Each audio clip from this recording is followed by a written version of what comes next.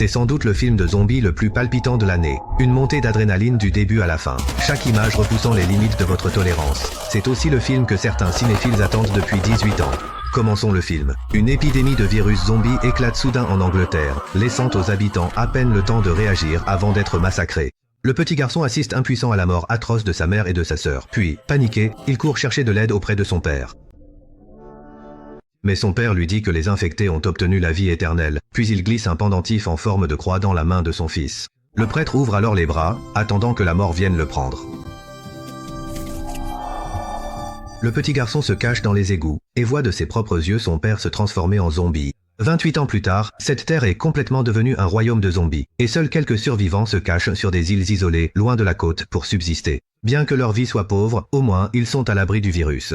Parker, le petit garçon, rejoint sa mère alitée depuis longtemps, et dépose discrètement un morceau de lard fumé qu'il n'a pas eu le cœur de manger lui-même. Il dit qu'il va partir sur le continent pour passer l'épreuve. Bien que sa mère s'y oppose fermement, elle est trop faible et malade pour changer quoi que ce soit, car c'est une règle établie depuis des années sur l'île. Avant d'atteindre l'âge adulte, chaque garçon doit se rendre sur le continent pour tuer un zombie. Son père, Jamie, soutient pleinement cette tradition, et espère aussi que son fils deviendra rapidement un véritable homme. Sous les adieux collectifs de tous les habitants, Jamie amena son fils devant la seule sortie de l'île. Après avoir vérifié que tout était normal à l'extérieur, plusieurs gardiens ouvrirent la porte des remparts. Un petit sentier apparaissait à peine à la surface de la mer. C'était le seul chemin reliant l'île au continent. Habituellement caché sous l'eau, il n'était praticable qu'à marée basse.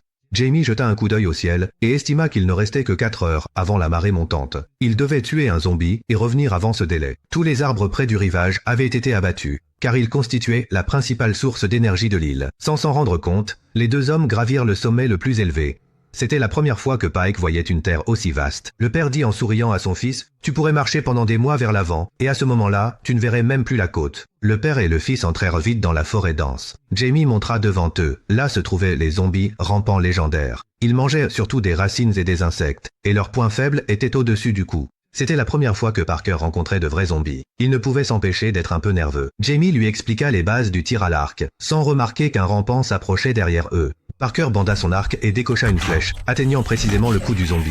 À ce moment-là, le rampant derrière eux se redressa aussi, mais Jamie l'abattit d'une seule flèche. Après avoir terminé, il félicita son fils à plusieurs reprises pour son adresse au tir à l'arc. Il était encore tôt, et Jamie décida d'emmener son fils découvrir le monde extérieur, car sur l'île, on ne pouvait pas voir de bêtes sauvages d'une telle envergure.